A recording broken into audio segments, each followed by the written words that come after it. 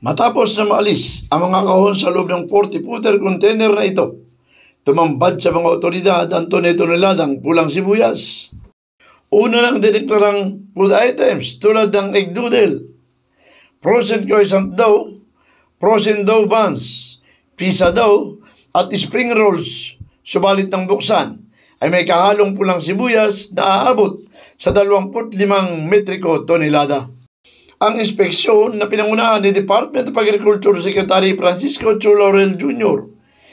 kanginang umaga June 24, 2025 ay isinagawa sa International Container Terminal Services Incorporated o MICTSI sa Tagaloan, Misamis Oriental.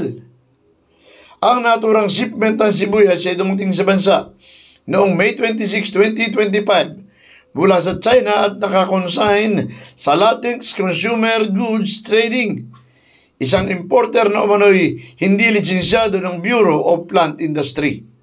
Inirekomenda ng Bureau of Custom ang pag-i-issue ng warrant of seizure and detention matapos ang isinagawang inspeksyon at verifikasyon ng BPI Plant Quarantine Services o BPI PQS sa Region 10 at Bureau of Customs at natuklasan na mga sibuyas na nakakarga sa 40-footer container.